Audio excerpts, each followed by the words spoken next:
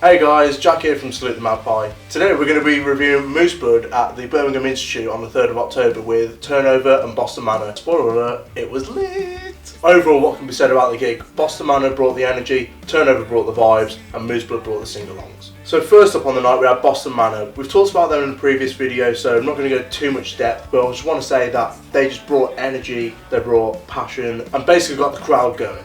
What I thought was quite surprising that Boston Manor played quite a lot of new stuff. The new album has only been out for a week or so at that point, and the crowd really engaged with it and got on board with it, and that was great to see. There was pits, crowd surfing, and just overall lots of energy going into the first band of the night.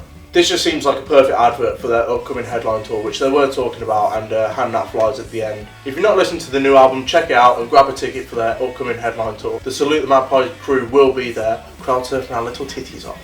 Next up on the bill will Turnover, and if you haven't heard of them, definitely give them a listen. Last year's Peripheral Vision was an absolute banger if you're into that sort of indie, sort of really chill, lo-fi, shoegazy kind of vibe. Live, they didn't differentiate much from the album, and they played pretty much everything from Peripheral Vision. What I thought was quite funny though, that they didn't play anything off their 7-inch that they released earlier this year. But what they did do during the gig was provide nice pacing, a much more chill, much more downtime, although some of the crowd were getting involved, jumping about and whatnot. Most of the time it was just chill, providing a nice breather in between Boston Manor, which was very energetic, and Moose Blood, where just everyone was just getting involved.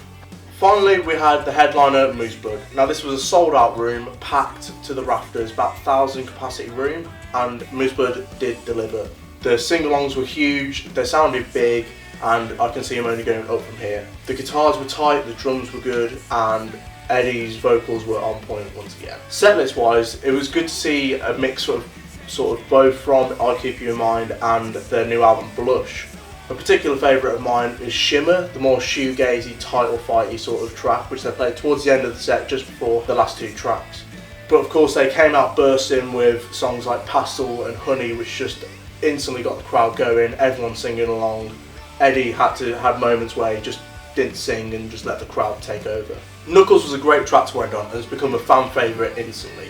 Heading off the back of Warped Tour in the summer, releasing this new album, selling out this tour completely. I expect them to go on to headline academies. I believe that this band has become the mainstream of this alternative music. They'll be getting played all over the place on TV shows, that sort of thing. I feel as if Moose Blood are a gateway band, and the average listener will take Moose Blood on board and go into more alternative music rather than listen to the crap that's on the radio. So that's it for today's video. Let us know whether you're at a show or not. Check us out on Twitter, Facebook, Instagram, we've got it all covered. And if you enjoyed the video, click the like button and make sure you share it about. I've been Jack for Salute the Magpie, and we'll see you in the next one.